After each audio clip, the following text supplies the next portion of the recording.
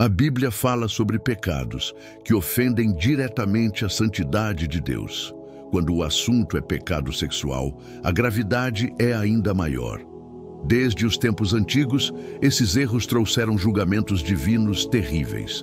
Sodoma e Gomorra foram destruídas pelo fogo, famílias foram arruinadas e nações inteiras caíram. O mais impressionante é que, mesmo com esses exemplos, a humanidade continua repetindo os mesmos erros. Mas o que a Bíblia considera como pecados sexuais? Todo relacionamento fora do casamento é errado? Existe um pecado pior que os outros? A resposta pode surpreender você. Hoje, vamos falar sobre 4 pecados sexuais que a Bíblia condena. E o quarto é o mais assustador de todos, trazendo consequências espirituais e até físicas que podem afetar gerações. Você já ouviu falar desses pecados? Qual você acha que é o mais grave? Será que nossa sociedade ignorou esses avisos e está seguindo o mesmo caminho que levou Sodoma e Gomorra à destruição? Deixe sua opinião nos comentários e acompanhe este estudo até o fim. Você pode descobrir verdades que mudarão sua visão das Escrituras e talvez até transformem sua vida. Antes de falarmos sobre os 4 pecados sexuais, precisamos entender algo importante. Deus criou a sexualidade como algo sagrado e puro. Desde o início, o plano de Deus era que a intimidade acontecesse dentro do casamento, entre um homem e uma mulher. Em Gênesis 224 está escrito: por isso, o homem deixa seu pai e sua mãe e se une à sua esposa, e eles se tornam uma só carne. Esse versículo não só mostra a base do casamento, mas também define os limites da sexualidade de acordo com a vontade de Deus. No entanto, ao longo da história, a humanidade distorceu esse dom, transformando-o em algo ruim. O apóstolo Paulo alerta sobre isso em 1 Coríntios 618. Fujam da imoralidade sexual. Todos os outros pecados que alguém comete são fora do corpo, mas quem peca sexualmente peca contra o próprio corpo. Agora, vamos falar sobre o primeiro pecado da lista, um pecado que destruiu reis, separou famílias e deixou marcas profundas na história: o adultério. Poucos pecados causam tanta destruição dentro de uma família quanto o adultério.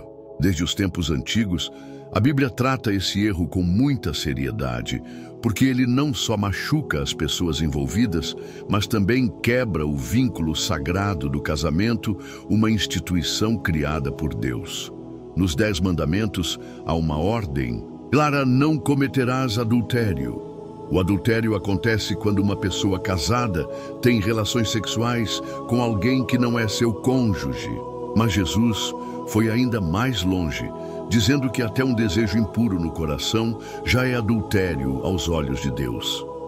Em Mateus 528, ele diz: mas eu lhes digo que qualquer que olhar para uma mulher com desejo errado já cometeu adultério com ela, em seu coração. A Bíblia tem muitos exemplos que mostram as consequências terríveis desse pecado. Um dos casos mais conhecidos é o do rei Davi, que se envolveu com Batseba, a esposa de Urias. O que começou com um desejo levou ao adultério, depois ao engano e, finalmente, ao assassinato. Como resultado, Davi enfrentou consequências graves em sua família e em seu reino. Mas por que o adultério é tão grave? Primeiro, porque destrói famílias. A confiança é quebrada e muitos lares nunca se recuperam. Segundo, porque traz julgamento sobre o pecador. A Bíblia diz em Hebreus 134, Deus julgará o adúltero e todos os sexualmente imorais. Terceiro, porque afasta a pessoa de Deus. O adultério não é só uma traição ao cônjuge, mas também uma quebra de compromisso com Deus. No entanto, há perdão para quem se arrepende de verdade. Em João 8, Jesus perdoou uma mulher pega em adultério, mas disse: vá e não peques mais. Agora, vamos falar sobre o segundo pecado sexual condenado pela Bíblia, Um erro que se tornou muito comum e aceito na sociedade moderna, a fornicação. Se há um pecado que é visto como normal hoje em dia, é a fornicação. Diferente do adultério, que envolve traição no casamento, a fornicação é qualquer relação sexual fora do casamento. A Bíblia trata isso com seriedade. Em Hebreus 134 está escrito: o casamento deve ser honrado por todos e o leito conjugal mantido puro, pois Deus julgará o adúltero e todos os sexualmente imorais. Isso significa que Deus criou o sexo para ser uma bênção dentro do casamento, e qualquer prática fora disso é errada. A fornicação banaliza esse dom sagrado e traz consequências ruins, tanto espirituais quanto emocionais e físicas. Por que a fornicação é tão perigosa? Primeiro, porque distorce o propósito de Deus para a intimidade. Deus criou o casamento como uma aliança antes das relações sexuais, mas a fornicação inverte isso e coloca o prazer acima do compromisso. Segundo, porque traz consequências ruins, gravidezes não planejadas, relacionamentos superficiais e mais infidelidade são alguns dos resultados desse pecado. E terceiro, porque afasta a pessoa de Deus. Quanto mais alguém se envolve em pecados sexuais, mais se afasta dos caminhos do Senhor. O apóstolo Paulo reforça isso em Colossenses 35, mortifiquem tudo o que pertence à natureza terrena: imoralidade sexual, impureza, paixão, desejos maus e a ganância, que é idolatria. A fornicação era comum entre os povos pagãos nos tempos bíblicos, e hoje vemos o mesmo padrão se espalhando. A mídia, a cultura e até influenciadores promovem uma vida sem compromisso, onde o prazer vem antes dos princípios. Mas Deus chama seu povo à santidade. Em 1 Tessalonicenses 43, está escrito: é vontade de Deus que vocês sejam santificados, que evitem a imoralidade sexual. Agora, vamos falar sobre o terceiro pecado sexual condenado na Bíblia. Um erro que não afeta só o indivíduo, mas pode corromper toda uma sociedade: a prostituição e a luxúria descontrolada. A prostituição e a busca desenfreada por prazer sempre existiram na história humana. Na Bíblia, Deus condena fortemente essas práticas, porque elas não só destroem a santidade do corpo, mas também levam à idolatria, corrupção e destruição espiritual. O livro de Provérbios 7 descreve a prostituição como uma armadilha mortal. Provérbios 7:2 e 6:27 diz: muitas são as vítimas que ela fez cair, seus mortos são uma multidão. Sua casa é um caminho para a sepultura, que desce para as câmaras da morte. Por que a prostituição e a luxúria são tão perigosas? Primeiro, porque escravizam a alma. Quem vive buscando prazer nunca encontra verdadeira satisfação. A luxúria vira um ciclo de vazio e dependência. Segundo, porque corrompem a sociedade. Quando a imoralidade se espalha, os valores se perdem, os relacionamentos perdem o sentido, as famílias são destruídas e a pureza é esquecida. Terceiro, porque afastam a pessoa de Deus. Em Oséias 412, Deus diz: um espírito de prostituição os desvia, eles são infiéis ao seu Deus. A Bíblia também fala sobre Jezabel, uma rainha, que promoveu a prostituição espiritual e moral em Israel. Sua influência afastou o povo de Deus e os levou à imoralidade sexual. Como resultado, seu fim foi trágico. Mas há esperança.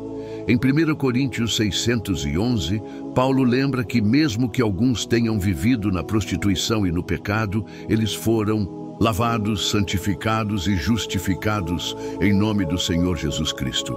Agora, chegamos ao quarto e último pecado da lista.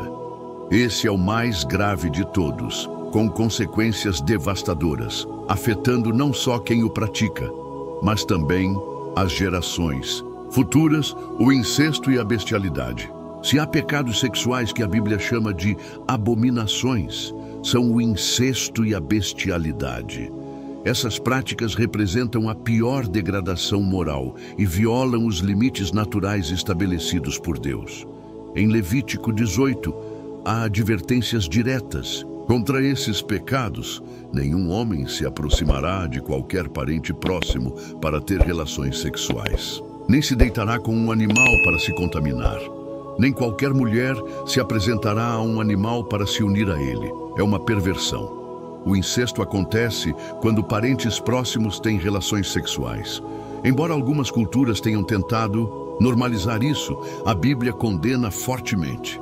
A bestialidade, por outro lado, é uma perversão ainda mais grave, envolvendo relações sexuais com animais. Na lei de Moisés, essa prática era punida com a morte, porque violava completamente a santidade do corpo e a criação de Deus.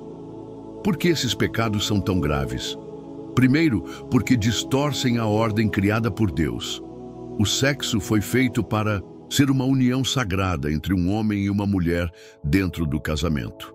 O incesto e a bestialidade destroem essa ordem e levam à degradação moral total. Segundo, porque trazem consequências físicas e espirituais irreversíveis.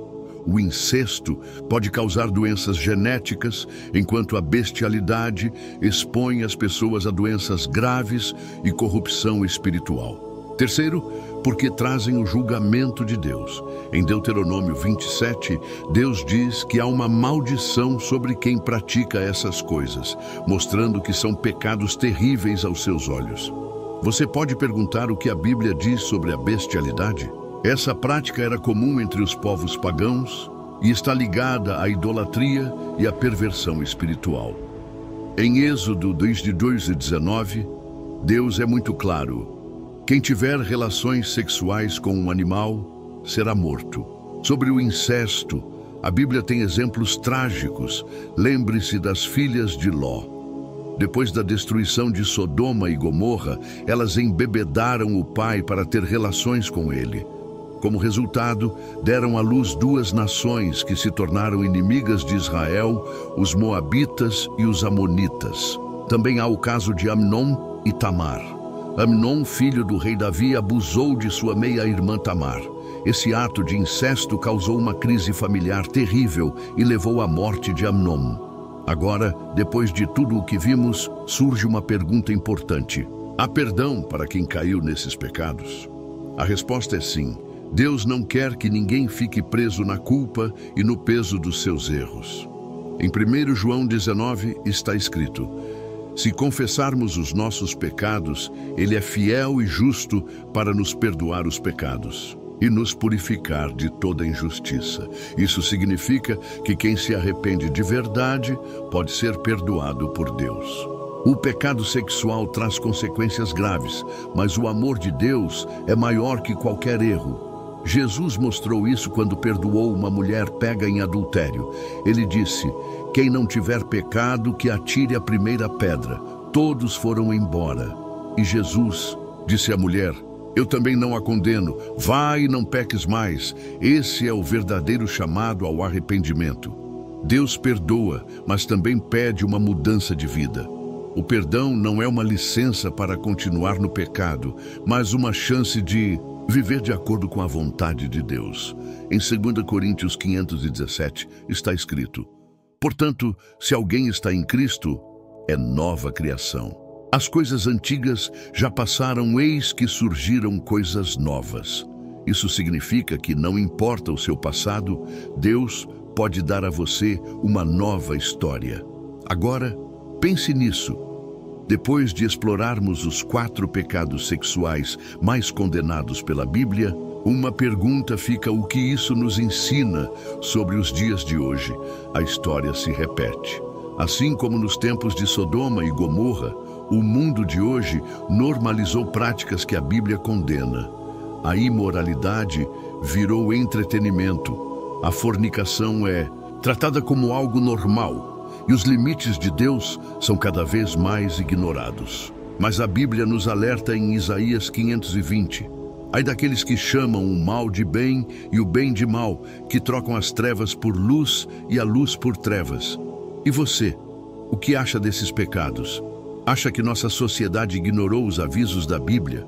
Acha que o mundo está caminhando para outro julgamento divino?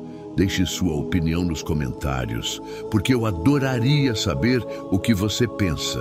Por fim, se este estudo tocou seu coração ou te fez refletir, compartilhe esta mensagem para que mais pessoas possam conhecer a verdade da Palavra de Deus. E se você ainda não faz parte da nossa comunidade, inscreva-se no canal para que possamos continuar explorando os grandes mistérios da Bíblia juntos. Que Deus abençoe sua vida e fortaleça sua jornada espiritual. Até a próxima.